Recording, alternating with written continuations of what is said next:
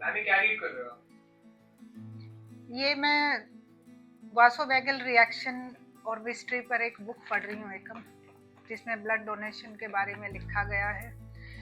और इसमें सिर्फ ब्लड डोनेशन ही नहीं, ब्लड डोनेशन से रिलेटेड अगर कोई कॉम्प्लिकेशन आती है तो उसके बारे में भी लिखा गया है, काफ़ी बढ़िया लिखा गया है।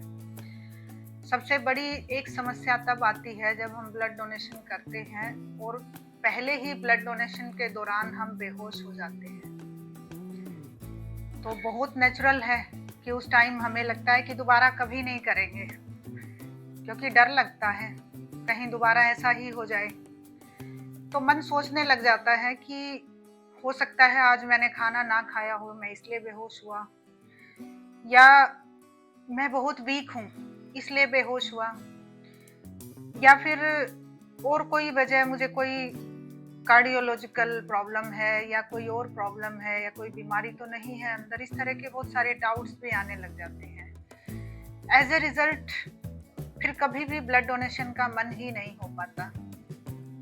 इस बुक में बहुत बढ़िया लिखा गया है कि इन सब के अलावा एक साइकोलॉजिकल रीजन भी हो सकता है, जिसकी साइड ध्यान नहीं जाता ज़्यादातर लोगों का, कि साइकोलॉजिकल रीजन क्या हो सकता है। और इस कंडीशन को बोलते हैं वासोवैगल रिएक्शन, जहाँ पर वेगस नर्व डर की स्थिति में एंजाइटी जिसको हम बोलते हैं वो महसूस करती है, इनसिक्योरिटी होती है, लेकिन वो टेम्परेरी होती है। और कुछ सावधानियां, कुछ प्रिकॉशंस लेते हुए हम उस स्थिति से फौरन बाहर भी आ जाते हैं। पूरा ब्लड बैंक स्टाफ उसमें हमारी मदद करता है। और ये इतनी टेम्परेरी सिचुएशन है कि विद इन फ्यू मिनट्स इसको कंट्रोल किया जा सकता है, लेकिन इस कंडीशन से जो डर पैदा होता है वो जीवन भर के लिए हो सकता है। और इस बुक को पढ़ने के बाद मुझे यही समझ आया कि ये बहुत अच्छी बुक है जो ये क्लियर करती है कि इस वासोवैगल रिएक्शन को समझें, ये क्यों होता है, कैसे इससे बाहर आ सकते हैं और कैसे फिर दोबारा ब्लड डोनेशन के लिए जा सकते हैं और दोबारा इसी तरह के रिएक्शन से बच सकते हैं। इससे जो डोनर है उसका माइंड सेट तो चेंज होता ही होता है खुद का, साथ में वो और लोगों को भी अवेयर करता है स्थिति के बारे में कि मेरे साथ भी ऐसा हुआ था और मैंने अपने इस डर पर ऐसे काबू पाया क्योंकि मैंने पूरे कॉन्सेप्ट को समझ लिया कि वासोवैगल मिस्ट्री है क्या।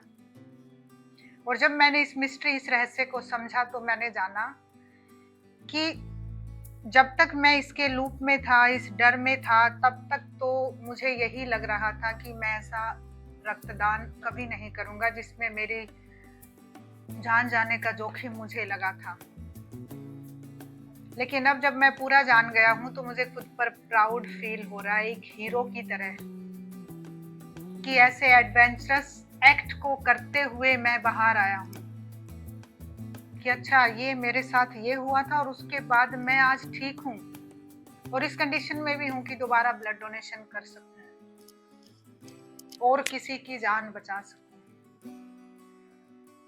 इसी को बोलते हैं मनोवैज्ञानिक दृष्टिकोण से इस पहलू को समझना, और इसी को बोलते हैं चेंजिंग माइंडसेट। और जैसे ही माइंडसेट चेंज होता है हमें सब कुछ पॉजिटिव लगने लग जाता है, क्योंकि हम कारण पर काम करते हैं। मैंने इस बुक को पूरा पढ़ा और अब मैं सोच रही हूँ कि मैं रक्तदान के लिए जाऊँ भी। वैसे मैं तो हमेशा से ही ब्लड डोनर रही हूँ, लेकिन और लोगों को भी इसके बारे में अवेयर करूँ। हो सके तो एकम तुम भी इस बुक जरूर पढ़ना। तो क्या